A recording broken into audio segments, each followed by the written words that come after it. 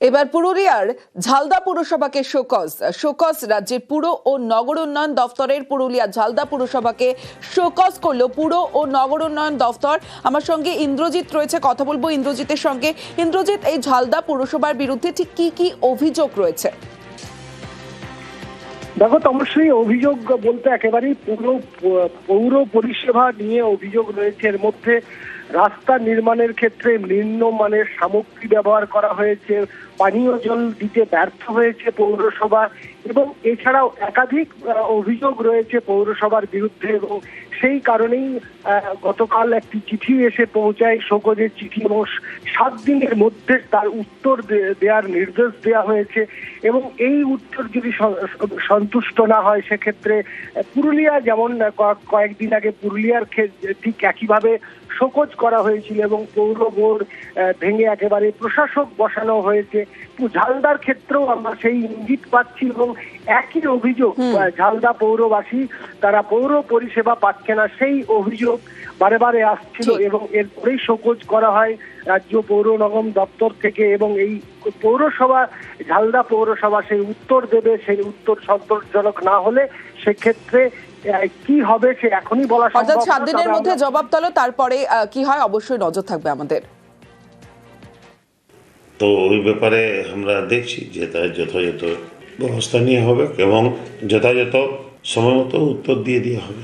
বিভিন্ন আছে, এখনো সেসব খতিয়ে দেখা হয়নি, তবে কয়েকটায় ওই ঝালদা মানে পৌরসভার যে পৌরগতভাবে যে পরিষেবা আছে সেই ব্যাপারে কিছু খামতি তাদেরকে কোনো পিটিশনের মাধ্যমে জানানো হয়েছে। এর আগে আমরা দেখেছি কাঁথি গয়েশপুর পুরসভাকে শোকজ করা হয়, এবার খড়গপুর পুরসভাকেও শোকজ করেছে। খড়গপুর পুরসভাকে শোকজ, ফিলাদের দফতরের নিকাশি, আলো সহ বিভিন্ন প্রকল্পের কাজে গাফিলতি। কেন পুরো বোর্ড ভাঙা হবে না জানতে চেয়ে নোটিশ। 7 দিনে জবাব তলব পুর ও নগর উন্নয়ন দফতরের। অভিযোগ খারিজ দলেরই একাংশকে দোষারোপ পুর প্রধানের। এটা দিয়েছি যাতে এলাকা পরিষ্কার রাখতে হবে, আর জলের সমস্যাটা, লাইট 3টে যেটা আমাদের মিউনিসিপ্যালিটির দরকার হয়, সে 3টে কিভাবে হচ্ছে না হচ্ছে ওটা 7 দিনের মধ্যে ওটা উত্তর দিতে বলেছে।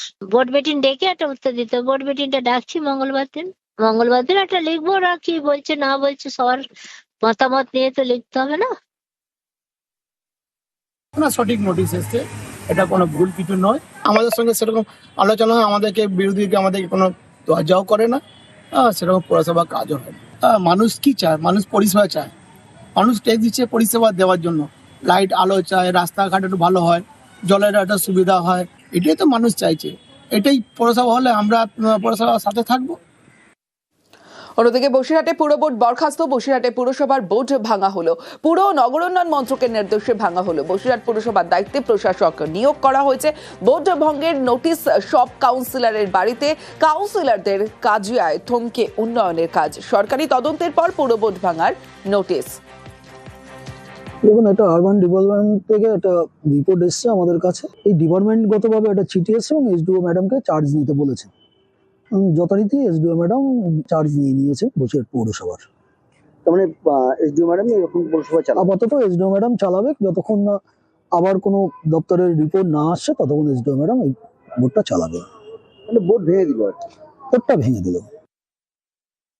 তৃণমূল পরিচালিত বসিরহাট পৌরসভায় সীমাহীন দুর্নীতি, অপদার্থতা এবং বসিরহাটের যে সাধারণ মানুষের যে চাহিদা, যে পরিষেবাগুলো তারা পেতে চেয়েছে সেগুলো প্রদান করতে ব্যর্থ হওয়ার কারণে যে চারিদিক দিয়ে অভিযোগ গেছে, আর সেই অভিযোগের ভিত্তিতে বোর্ড ভেঙে দেওয়া হয়েছে।